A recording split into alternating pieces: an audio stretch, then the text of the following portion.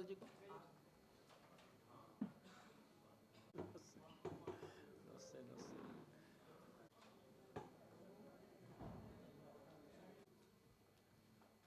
सबसे पहले तो आप सबको नव वर्ष 2024 की तमाम हमारे जो मीडिया कर्मी हैं, पत्रकार हैं, आप सबको बहुत बहुत बधाई और शुभकामनाएं। ये हमारी जिलाध्यक्षों की आज जो नई नियुक्तियां हुई हैं उसको लेकर के पहली बैठक हमने बुलाई है। परिचयात्मक बैठक थी और आने वाले समय के अंदर 2024 में जो आदरणीय नरेंद्र मोदी जी के नेतृत्व में देश में तीसरी बार सरकार बड़े मैंडेट के साथ बने, उसको लेकर के जो कार्य योजना चल रही है, जो आदरणीय प्रधानमंत्री जी की एक यात्रा चली है विकसित भारत संकल्प यात्रा, उसको लेकर के और जितनी अन्य योजनाएं चल रही हैं, चाहे वो केंद्र सरकार की हैं, हरियाणा में आदरणीय मुख्यमंत्री मनोहर लाल जी के नेतृत्व में चल रही हैं, और जिन योजनाओं का डायरेक्ट कहीं न कहीं लाभ पहुंच रहा है ग्राउंड के ऊपर, या कोई व्यक्ति छूट गया है कि उसको सरकार की योजना का लाभ नहीं पहुंच रहा, इस विकसित भारत संकल्प यात्रा के माध्यम से उस व्यक्ति तक सरकार पहुंच रही है, उसको भी जोड़ने का काम कर रही है। आज इन सब बातों को लेकर के आज सभी जिलाध्यक्षों से बात हुई है कि गति से हमने आगे इन योजनाओं को धरातल के ऊपर उतारते हुए लोगों तक लाभ पहुंचाना। ये पहली ऐसी सरकार है कि जो कहा है उसको किया है। आदरणीय प्रधानमंत्री जी ने 2014 में कहा था कि मेरी सरकार ये गरीब को समर्पित सरकार होगी। 10 वर्षों के अंदर आज हम अपनी आंखों से देख रहे हैं, क्योंकि पूर्व के अंदर जब चुनाव आता था नारे आते थे कि गरीबी हटाएंगे, गरीबी नहीं हटी। गरीब व्यक्ति अपने आप को वोट दे करके ठगा महसूस करता था, अपने आप को वो मायूस हो जाता था, सरकार दिखाई नहीं देती थी। परंतु नरेंद्र मोदी और मनोहर लाल जी के नेतृत्व वाली सरकार वोट लेकर के गांव-गांव में गरीब व्यक्ति को ढूंढ करके सरकार की योजना के साथ जोड़ने का काम ये कर रही है। ये अंतर नरेंद्र मोदी की सरकार में और ये अंतर कांग्रेस की सरकार के अंदर स्पष्ट रूप से दिखाई देता है। नरेंद्र मोदी की सरकार काम करने वाली सरकार है, विकास को गति देने वाली सरकार है। अगर हम देखें, कांग्रेस अगर सत्ता में आती है तो भ्रष्टाचार गति से बढ़ जाता है। ये अंतर स्पष्ट रूप से दिखाई दे रहा है और आज उसी को लेकर के हमने जो हमारे नवनियुक्त पदाधिकारी हैं, मंडलों के अध्यक्ष हैं, उनसे बैठ कर के बातचीत की है। आगे का रोड मैप कल आदरणीय नड्डा जी का, क्योंकि 3 राज्यों की ऐतिहासिक जीत के बाद हमारे आदरणीय राष्ट्रीय अध्यक्ष जगत प्रकाश नड्डा जी वो आ रहे हैं, उनका हम भव्य स्वागत करेंगे। एक रोड शो होगा, उस रोड शो के माध्यम से, क्योंकि उनका स्वागत, उनका अभिनंदन 3 राज्यों की ऐतिहासिक जीत के बाद वो हरियाणा में आ रहे हैं तो करेंगे। तो उसकी तैयारियों को लेकर के भी आज हमने बैठक बुलाई थी। नड्डा साहब का जो कार्यक्रम है उसमें कोई बदलाव हुआ है क्या? क्योंकि कल पहले दोपहर बाद उनका रोड शो का आयोजन होगा, तो उसमें क्या कार्यक्रम किस रूप में रहेगा सर? कल जो कार्यक्रम है, स्वागत का कार्यक्रम, रोड शो का कार्यक्रम कितने बजे रहेगा? नहीं, देखिए, आदरणीय नड्डा जी हिमाचल से आएंगे और उनके फिर आगे के भी कई कार्यक्रम लगे हुए हैं। हमें उन्होंने 1 घंटे का समय दिया तो हमने 1 घंटे के हिसाब से ही उसको रोड शो को तय किया है, क्योंकि उनका जो टाइम है बड़ा टाइट है। उसी में से फिर शाम के समय हम रोड शो नहीं कर सकते, हमने उसमें बदलाव ये किया है कि हमें आप जल्दी दे दें, बाद में कार्यक्रम चंडीगढ़ के रहेंगे, उनके चंडीगढ़ जाएंगे। तो उसको लेकर के कि हमने जो रेड बिशप रोड है बेला विस्टा तक 1 किलोमीटर का रोड शो उसके अंदर रखा है। हम उनका अभिनंदन करेंगे, स्वागत करेंगे जोरदार। आप सब भी आमंत्रित हैं। कितने बजे शुरू होगा सर? सुबह 11 बजे, 12 बजे? हमने 10 बजे का टाइम सभी कार्यकर्ताओं को दिया है। सभी कार्यकर्ता आएंगे और वो हिमाचल से सीधे आते ही यहाँ पर रोड शो शुरू हो जाएगा। शाम को बैठक भी है जब नड्डा साहब कुछ हरियाणा का उसके बाद पदाधिकारी हमारे जो नवनियुक्त पदाधिकारी हैं आदरणीय नड्डा जी को मिलेंगे। इसके साथ सर और कोई कार्यक्रम आने वाले दिनों में तय किए हैं क्या? स्वामी विवेकानंद की जयंती के मौके पर कोई कार्यक्रम आयोजित कर रही है सर पार्टी? आज हमने युवा मोर्चा के पदाधिकारी भी अभी बुलाए हैं।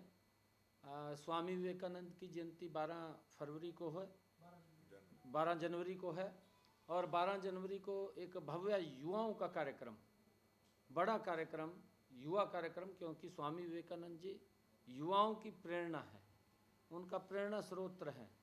उनकी जन्म जयंती के अवसर के ऊपर युवाओं का एक बड़ा कार्यक्रम जिसमें आदरणीय मुख्यमंत्री जी वो रहने वाले हैं, बड़ा कार्यक्रम रहेगा। और उसकी रचना योजना के लिए आज हमने युवा मोर्चा के कार्यकर्ताओं को भी बुलाया है और हमारे पार्टी के अध्यक्ष हैं। अभी इसके बाद हम बैठने वाले हैं, उसके ऊपर सारी रचना वो तैयार होगी और जैसा भी होगा हम आपको फिर आगे उसके बारे में बताएंगे। सर 2024 को लेकर आप तमाम तरह की तैयारी में जुटे हैं, अलग अलग बैठक हो रही है, अलग अलग कार्यक्रम विकसित भारत संकल्प यात्रा चल रही है।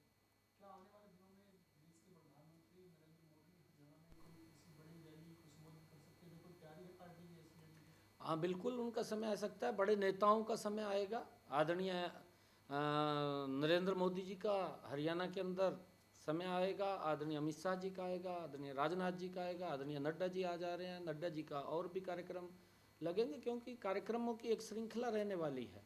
और कार्यक्रमों के अंदर क्योंकि सरकार ने जो काम किए हैं वो ज़बरदस्त काम किए हैं। आज देश का एक नया इतिहास नरेंद्र मोदी के नेतृत्व में लिखा जा रहा है।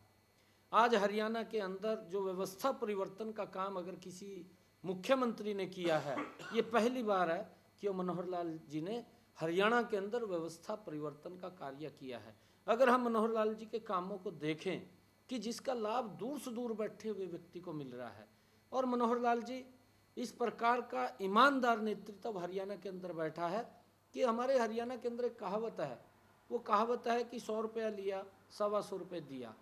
अगर प्रधानमंत्री जी 100 रुपया हरियाणा को देते हैं तो मनोहर लाल जी उसके अंदर इजाफा करके 125 रुपया उसको लोगों के वेलफेयर के लिए खर्च करते हैं, हरियाणा के विकास के लिए खर्च करते हैं, लोगों को सुविधाएं मिले उसके लिए खर्च करते हैं।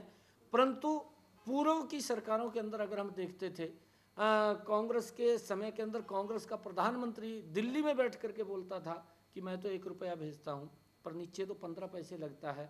वो 85 पैसे एक बड़ी रकम थी, वो गरीब के वेलफेयर पे खर्च होनी थी, वो गरीब के मकान बनने पे खर्च होनी थी, वो गरीब को आयुष्मान कार्ड मिले कि उसको 5 लाख रुपए का अधिकार दिया जाए उसके ऊपर खर्च होनी थी, वो गरीब के वो बैंक में खाता खुले और उसको योजना का लाभ मिले, या उस माता बहन को जिसके घर के अंदर गैस का सिलेंडर कनेक्शन नहीं है उसको गैस का सिलेंडर और कनेक्शन मिले, उसके ऊपर वो खर्च होना था। परंतु वो खर्च नहीं हुआ। वो खाली बोला तो गया दिल्ली में बैठ करके कि मैं 1 रुपया भेजता हूँ, 15 पैसे लगते हैं। परंतु मैंने जैसा अभी आपको बताया है कि नरेंद्र मोदी जी के नेतृत्व के अंदर 1 रुपया दिल्ली से चलता है, उसको 1 रुपये को 125 रुपया करके लोगों के वेलफेयर के लिए, उनकी सुविधाओं के लिए खर्च करने का काम हमारी ये डबल इंजन की सरकार कर रही है। इसके लिए हमें बड़ा संतोष है। मैं दोनों सरकारों का दिल से बहुत बहुत धन्यवाद करता हूं और उसका परिणाम भी देखने को मिलता है कि जो विकसित भारत संकल्प यात्रा गांव गांव के अंदर जा रही है, गांव के अंदर कोई भी पात्र व्यक्ति छूटे नहीं, उसको सरकार की योजना के साथ जोड़ करके उसको लाभ पहुंचाना ये सरकार का ध्येय है कि वो भी समाज की मुख्यधारा के अंदर जुड़े। देखिए, चुनाव योग का विषय है, हमारी पूरी तैयारियां हैं। भारतीय जनता पार्टी कोई भी चुनाव है उसको गंभीरता से लेकर के लड़ती है और चुनाव योग जैसा फैसला देगा हम तैयार हैं, हमारी तैयारियां हैं। हमारी तरफ से नहीं है। वो दोनों इकट्ठा कराना चाहे दोनों इकट्ठा कराए, दोनों अलग अलग कराना चाहे दोनों अलग कराए, वो चुनावियों के ऊपर है। सर ये जो आप कहेंगे आपका संगठन मजबूती से काम कर रहा है, संगठन को लेकर आप आगे बढ़े, लेकिन कांग्रेस के नेता कहते हैं, हरियाणा कांग्रेस के अध्यक्ष कहते हैं कि पन्ना वन्ना प्रमुख कुछ नहीं है, 2024 में ये पन्ना फटेगा, पन्ना प्रमुख कुछ नहीं है। हालांकि उनके पास संगठन नहीं है। इसके साथ ही भूपेंद्र सिंह हुड्डा कहते हैं सर कार्यकर्ताओं को संबोधित करते हुए कि भाई मेरा एक मुकाबला और लड़ने का मन है, अगर तुम साथ दो तो मैं एक बार और टक्कर लेना चाहता हूँ मनोहर लाल खट्टर से या बीजेपी से। क्या कहेंगे सर? देखिए, इसी प्रकार के शगुफे छोड़ करके लोगों को गुमराह करते हैं। अब अगर इनके संगठन की बात करें, जो वो बात कह रहे हैं, संगठन के अंदर इनकी दो धाराएं हैं और दो धाराएं वो आपस में नहीं मिल पा रही हैं। अगर मंच के ऊपर वो दो धाराएं बैठती हैं तो वहाँ पूरा का पूरा प्रदेश देखता है क्या जुत्तम प्लेट वहाँ पर होता है, एक दूसरे के ऊपर छींटाकशी होती है, एक दूसरे के ऊपर आरोप प्रत्यारोप मंच के ऊपर हो जाते हैं। इस प्रकार का इनका संगठन है और संगठन दिखाई नहीं देता। अभी मेरे ख्याल से मात्र 2 महीने भी नहीं रहे, 2 महीने के अंदर हमने, अभी मेरी अपनी कार्यकारिणी थी, मैंने मात्र 5-7 दिन के अंदर कार्यकारिणी बना करके आज उसकी लगातार बैठकें भी मैंने कर ली हैं।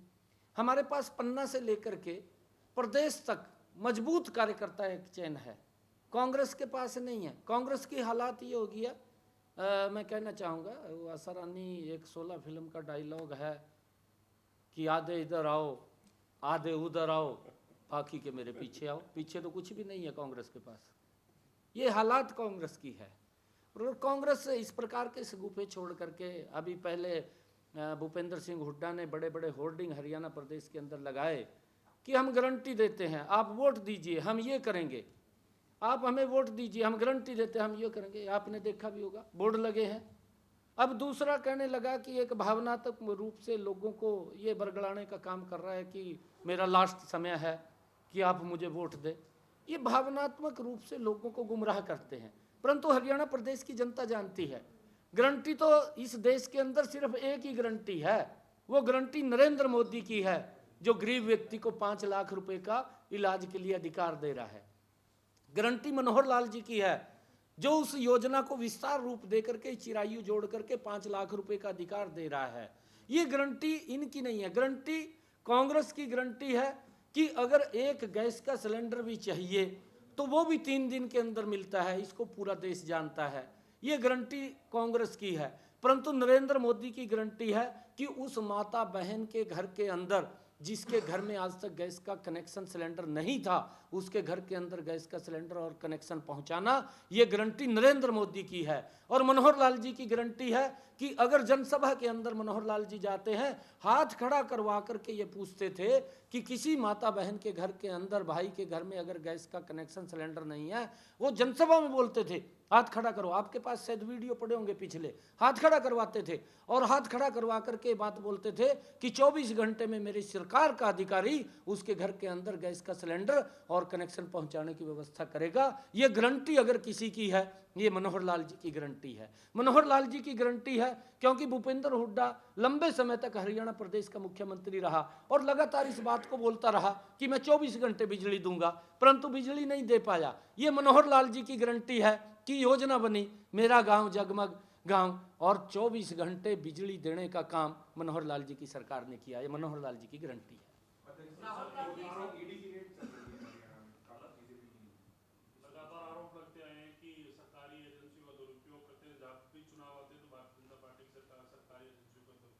देखिए, क्योंकि देखिए ईडी पहले भी काम करती थी, आज तो काम नहीं कर रही है, स्वतंत्र एजेंसी है और जहां उसको लगता है कि यहाँ से गलत हुआ है वो स्वतंत्र रूप से उसके खिलाफ कार्रवाई कर सकती है जा करके, क्योंकि भ्रष्टाचार हुआ है। मैंने कहा है कि उसका उदाहरण भी मैं आपको बताना चाह रहा हूँ कि कांग्रेस के समय भ्रष्टाचार किस गति से बढ़ता है और बीजेपी के अंदर नरेंद्र मोदी की सरकार में विकास किस गति से बढ़ता है, ये एकदम आंकलन देखने को मिल रहा है। झारखंड के अंदर कांग्रेस के राज्यसभा के सांसद कितना करोड़ों रुपया उसके घर से मिला। अरे ईडी काम नहीं करेगी तो और घर बैठी रहेगी क्या? आज देश के अंदर वो सरकार नहीं है कि आंखों के ऊपर पट्टी बांध रखी है। आज देश के अंदर वो सरकार बैठी है जिसकी आंखें खुली हैं और वो देख रही है जीरो ग्राउंड के ऊपर कि कौन व्यक्ति, किस व्यक्ति तक सुविधा नहीं पहुंची, उस तक सुविधा पहुंचाने का काम और नरेंद्र मोदी की सरकार कर रही है। ये तो आरोप लगाते हैं, इसका राजनीतिक ये फायदा लेना चाहते हैं कि ईडी ने ये कर दिया, ईडी ने वो कर दिया। अभी आपके सामने केजरीवाल साहब की बात करूं मैं, केजरीवाल के मंत्री अंदर पड़े हैं, आपके सामने है, उसका एक सांसद अंदर पड़ा है। अरे केजरीवाल को ईडी यही तो कह रही है तू आके बता दे ये जो पैसा आया था ये कहाँ से आया था, बताने में क्या अर्ज है उसको। अगर कोई एजेंसी पूछ रही है कि ये पैसा आपके पास आया था, आकर के बता दे, वो जाने से वहाँ मना कर रहा है कि मैं नहीं जाऊँगा। अरे ये बताने का फर्ज है, अगर मेरे से कोई पूछ रहा है तो मैं बताऊँगा जा करके भी यहाँ पर ये हुआ। केजरीवाल को बताना चाहिए, परंतु नहीं, अगर भ्रष्टाचार हुआ है तो कार्रवाई होगी, कार्रवाई होगी तो उसको कहते हैं कि राजनीतिक द्वेष से काम कर रहे हैं। ये इस प्रकार का नहीं है।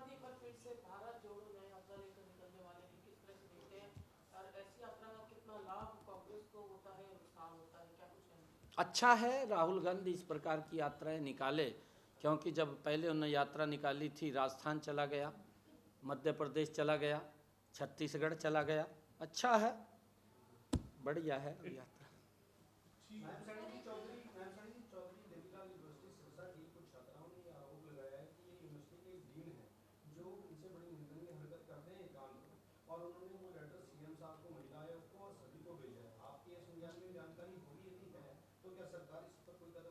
नहीं देखिए, जो दोषी व्यक्ति है उसके खिलाफ सरकार तुरंत कार्रवाई करती है।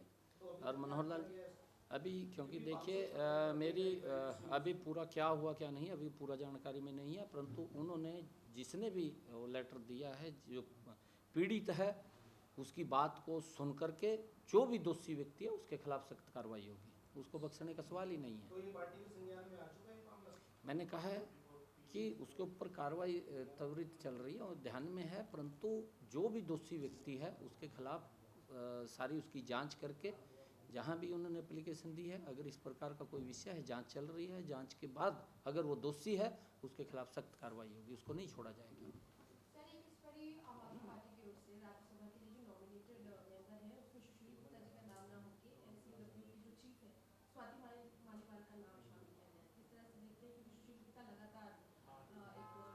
देखिए ये उनका अपना पार्टी का इंटरनल मैटर है, वो किसको आगे करें किसको पीछे करें, वो उसके अंदर हमारा कोई विषय नहीं है ये कहने का।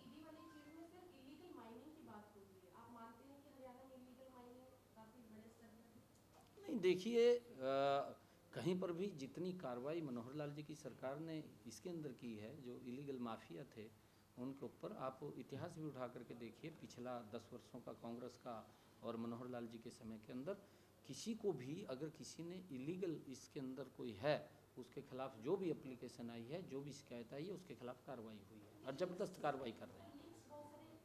नहीं, उसके लिए अलग से SIT बनी हुई है, उसके लिए अलग से CM फ्लैंग बनी हुई है, वो ध्यान कर रही है।